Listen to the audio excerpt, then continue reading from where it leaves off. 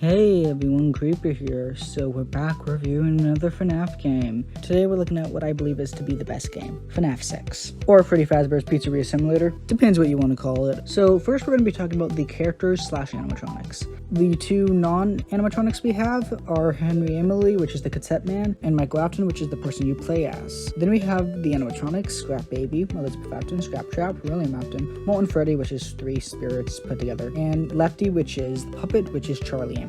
I believe that the scrap animatronics, that's what I prefer to call them, are some of the most disrespected animatronics in all of FNAF history. They are disrespected by the community, and they're disrespected by merch makers. Scrap Baby got a few merchandise. I think she got an action figure and a mini.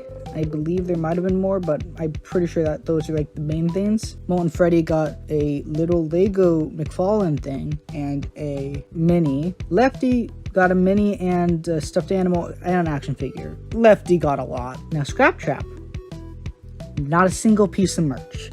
Not a single piece of merch. I know a lot of people complain about this design, and I'm not gonna lie, I honestly like it. If it wasn't for the fact that he has ears that are made out of bones, I would probably like it a really lot. I know this is a hot take, but I like the character William Afton, and Scrap Trap is my second favorite design of him. Of course, the best design is Springtrap, and looking onto YouTube, there's a bunch of songs about each character, except for one.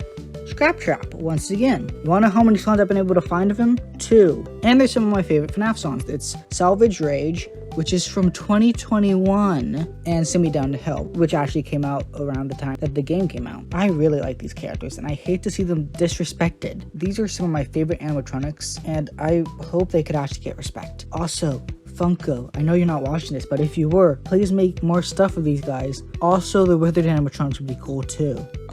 Hey guys, I'm sorry if you're hearing the background, but I just want to put in while I was editing that also the, outro, hype for this game was some of my favorite memories of all of FNAF, and also the mini games in this game are really good. I know a lot of people complain about the voice lines, but I personally like them. And the music in this game is pretty good. And of course, like the last game that we talked about, FNAF 3, I believe the audio in this game is so good. I like the way they use it to make the animatronics go other places because they're so bloodthirsty. I like it. The ending. There are a bunch of endings in this game, but you know which one I'm talking about. The one where Henry Emily finally puts it into it, where everyone could rest, William could go to hell, the Afton children could finally be reunited, and Charlie Emily can finally be put to rest. Everyone could be put to rest. Security breach. Kind of ruined this. It kind of threw everything into the face of Henry Emily and Michael Afton's entire, point. And that's why I honestly kind of found it hard to enjoy FNAF Security Breach. If they would have made it like, oh, it's like a copycat code or whatever. But they kind of ruined the ending in a way.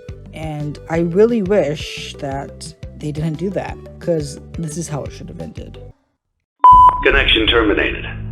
I'm sorry to interrupt you, Elizabeth, if you still even remember that name. But I'm afraid you've been misinformed. You are not here to receive a gift, nor have you been called here by the individual you assume, although you have indeed been called. You have all been called here, into a labyrinth of sounds and smells, misdirection and misfortune. A labyrinth with no exit, a maze with no prize. You don't even realize that you are trapped.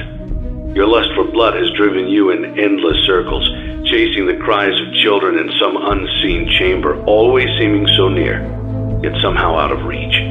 But you will never find them. None of you will. This is where your story ends. And to you, my brave volunteer, who somehow found this job listing not intended for you. Although there was a way out planned for you, I have a feeling that's not what you want. I have a feeling that you are right where you want to be. I am remaining as well. I am nearby. This place will not be remembered, and the memory of everything that started this can finally begin to fade away, as the agony of every tragedy should. And to you monsters trapped in the corridors, be still, and give up your spirits. They don't belong to you. For most of you, I believe there is peace, and perhaps more, waiting for you after the smoke clears. Although for one of you, the darkest pit of hell has opened to swallow you whole, so don't keep the devil waiting, friend. My daughter, if you can hear me, I knew you would return as well. It's in your nature to protect the innocent. I'm sorry that on that day, the day you were shut out and left to die, no one was there to lift you up into their arms, the way you lifted others into yours. And then, what became of you? I should have known you wouldn't be content to disappear. Not my daughter. I couldn't save you then, so let me save you now. It's time to rest, for you, and for those you have carried in your arms. This ends, for all of us, in communication.